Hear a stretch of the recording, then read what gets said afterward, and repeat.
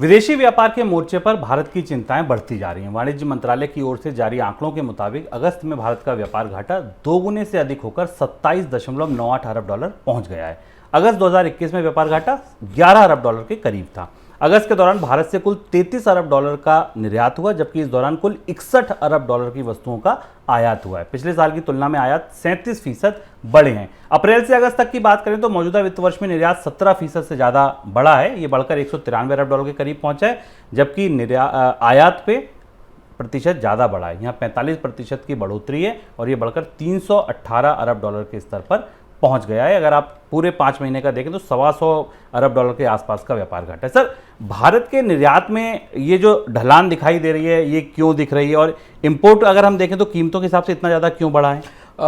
Export का आंकड़ा धीमे धीमे हम जिस पर लगातार चर्चा करते चले आ रहे हैं कि जैसे जैसे ये साल आगे बढ़ रहा है, भारत के निर्यात की विकास दर धीमे धीमे गिरती जा रही है। उसकी 2-3 बड़ी स्ट्रक्चरल वजह हैं।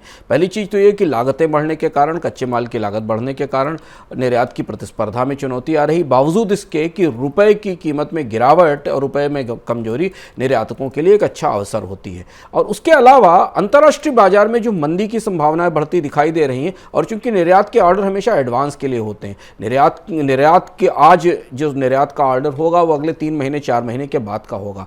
तो हमेशा निर्यात के आंकड़े जो हमें दिखाई देते हैं, तो इसका मतलब यह है कि अगस्त के बाद फिर नए ऑर्डर्स कंपनियों को निर्यात के लिए नहीं मिल रहे हैं। और निर्यात के अंदर जाकर जो आंकड़ा कल आया, उसे जब अंदर जाकर देखने की कोशिश करें तो हमें दिखाई देता है कि 3-4 महत्वपूर्ण निर्यात सेक्टर्स में या क्षेत्रों में शुभम नेगेटिव ग्रोथ आई है। इंजीनियरिंग में करीब 14% की नेगेटिव ग्रोथ है, जो कि एक बड़ा हिस्सा था भारत के निर्यात का। जेम्स एंड ज्वेलरी में करीब 3% की नेगेटिव ग्रोथ है, यानी 3 उसमें गिरावट आई है। रेडीमेड गारमेंट्स में करीब 1% से कम की 0.34% की ग्रोथ है, और प्लास्टिक के एक्सपोर्ट में करीब 1.10% की ग्रोथ है। ये वो सारे हाई कंज्यूमर आइटम्स हैं जो भारतीय बाजार से दुनिया के बाजारों में जाते थे। तो इससे अगर आप ये अंदाज लगाएं कि दुनिया में जो प्रमुख आयातक थे वो आने वाले 3 महीनों में, 4 महीनों में या 6 महीनों में दुनिया के बाजार में मांग कम होती देख रहे हैं, और इसलिए निर्यात के ऑर्डर्स में गिरावट आई।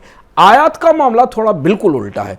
भारत से निर्यात में पेट्रोलियम प्रोडक्ट्स का निर्यात जरूर बढ़ा है, जिस पर ड्यूटी भी लगाई गई थी, लेकिन भारत ने हाल फिलहाल में भारतीय निजी कंपनियों ने यूरोप की को रिफाइनरी प्रोडक्ट्स का एक्सपोर्ट बढ़ाया। 22% की बढ़ोतरी दिखाई दी है।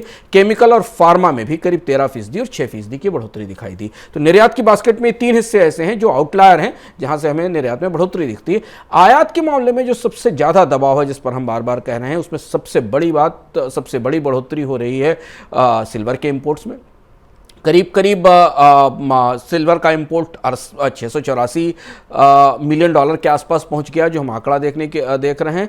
इसके अलावा क्रूड ऑयल का इंपोर्ट 87% वैल्यू टर्म्स में 87% बढ़ा है अगस्त के महीने में।